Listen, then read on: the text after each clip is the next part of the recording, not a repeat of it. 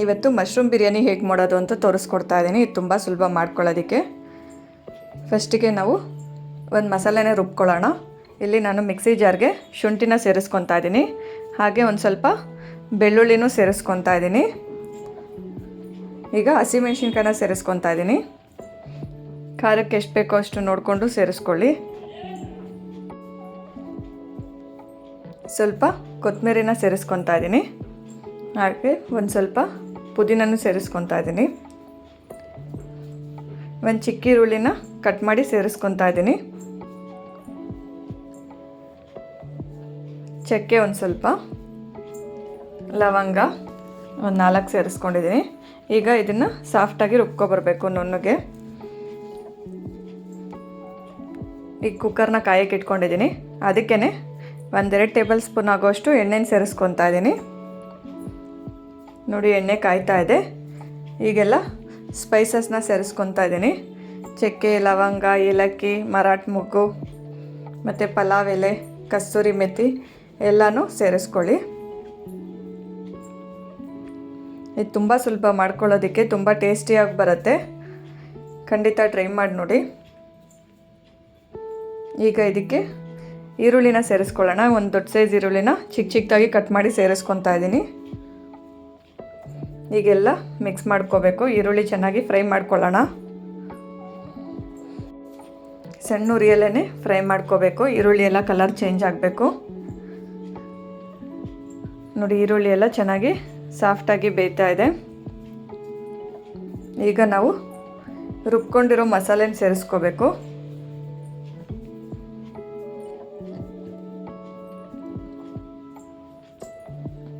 ನೋಡಿ, ಈಗ ನಾನು ರುಬ್ಕೊಂಡಿರೋ ಮಸಾಲೆನ ಹಾಕ್ಕೊಂಡಿದ್ದೀನಿ. ಈಗೆಲ್ಲ ಒಂದು ಸತಿ ಮಿಕ್ಸ್ ಮಾಡ್ಕೋಬೇಕು. ಹಾಗೆ ಇನ್ನೊಂದು ಸ್ವಲ್ಪ ನೀರು ಹಾಕಿ ಉಳಿದಿರೋ ಮಸಾಲೆನೂ ಸೇರಿಸ್ಕೊಳ್ಳೋಣ. ಈಗ ನೋಡಿ, ಇದನ್ನು 1-2 ನಿಮಿಷಗಳ ಕಾಲ ಚೆನ್ನಾಗಿ ಕುದಿಸ್ಕೋಬೇಕಾಗತ್ತೆ. ಅದರಲ್ಲಿರೋ ಹಸಿ ವಾಸನೆ ಹೋಗೋ ಗಂಟನೂ 1-2 ನಿಮಿಷಗಳ ಕಾಲ ಕುದಿಸ್ಕೊಳ್ಳಿ.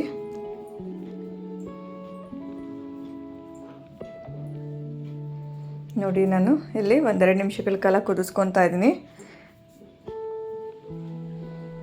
ಈಗ ಮಶ್ರೂಮ್ನ ಸೇರಿಸ್ಕೊಳ್ಳೋಣ. ನಾನಿಲ್ಲಿ ತೊಳೆದು ಕಟ್ ಮಾಡಿ ಇಟ್ಕೊಂಡಿದ್ದೆ. ಮಶ್ರೂಮ್ನ ಸೇರಿಸ್ಕೊತಾ ಇದ್ದೀನಿ. ಈಗ ಒಂದು ಸತಿ ಮಿಕ್ಸ್ ಮಾಡ್ಕೊಳ್ಳೋಣ. ಇದನ್ನು ಅಷ್ಟೇ ಸಣ್ಣ ಉರಿಯಲ್ಲಿ 1 ನಿಮಿಷಗಳ ಕಾಲ ಕುದಿಯೋಕ್ಕೆ ಬಿಡೋಣ. ನೋಡಿ, ಕುದಿಯೋಕ್ಕೆ ಸ್ಟಾರ್ಟ್ ಆಗಿದೆ. ಈಗ ಇದಕ್ಕೆ ಬಿರಿಯಾನಿ ಮಸಾಲೆನ ಸೇರಿಸ್ಕೊತಾ ಇದ್ದೀನಿ. 1 ಟೇಬಲ್ ಸ್ಪೂನ್ ಆಗುವಷ್ಟು, ಹಾಗೆ ಒಂದು ಅರ್ಧ ಟೇಬಲ್ ಸ್ಪೂನ್ ಆಗುವಷ್ಟು ಧನಿಯಾ ಪುಡಿನ ಸೇರಿಸ್ಕೊತಾ ಇದ್ದೀನಿ. ಹಾಗೆ ರುಚಿಗೆ ತಕ್ಕಷ್ಟು ಉಪ್ಪನ್ನು ಸೇರಿಸ್ಕೊತಾ ಇದ್ದೀನಿ. ಈಗೆಲ್ಲ ಮಿಕ್ಸ್ ಮಾಡ್ಕೊಳ್ಳಿ.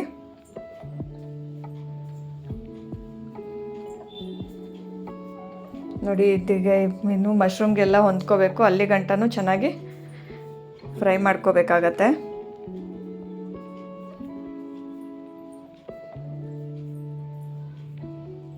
ನೋಡಿ, ಈಗೆಲ್ಲ ಮಿಕ್ಸ್ ಮಾಡ್ಕೊತಾ ಇದ್ದೀನಿ ಒಂದು ಸತಿ.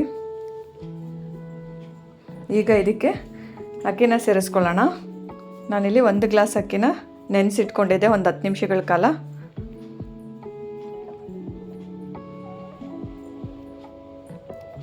ಈಗ ಮಸಾಲೆಗೆ ಹೊಂದ್ಕೊಳ್ಳೋ ಥರ ಮಿಕ್ಸ್ ಮಾಡ್ಕೊಳ್ಳಿ.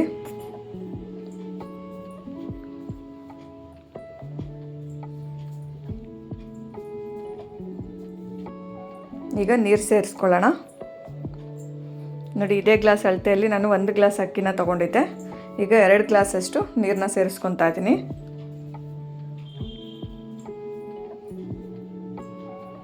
ಈಗ ಒಂದು ಸತಿ ಚೆನ್ನಾಗಿ ಮಿಕ್ಸ್ ಮಾಡ್ಕೊಳ್ಳೋಣ. ಈ ಟೈಮಲ್ಲಿ ನೋಡಿಕೊಂಡು ಉಪ್ಪನ್ನು ಸೇರಿಸ್ಕೊಳ್ಳಿ.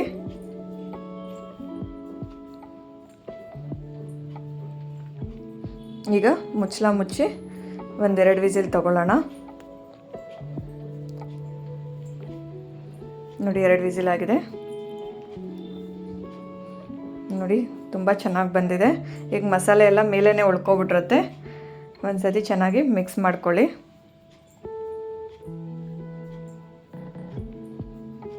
ನೋಡಿ, ತುಂಬ ಸುಲಭ ಮಾಡ್ಕೊಳ್ಳೋದಕ್ಕೆ, ತುಂಬ ಟೇಸ್ಟಿಯಾಗಿರುತ್ತೆ. ಖಂಡಿತ ಟ್ರೈ ಮಾಡಿ ನೋಡಿ. ಈ ವಿಡಿಯೋ ಇಷ್ಟ ಆಗಿದ್ದರೆ ಲೈಕ್ ಮಾಡಿ, ಹಾಗೆ ನನ್ನ ಚಾನಲ್ನ ಸಬ್ಸ್ಕ್ರೈಬ್ ಮಾಡ್ಕೊಂಡು ಹೀಗೆ ಸಪೋರ್ಟ್ ಮಾಡ್ತಾಯಿರಿ.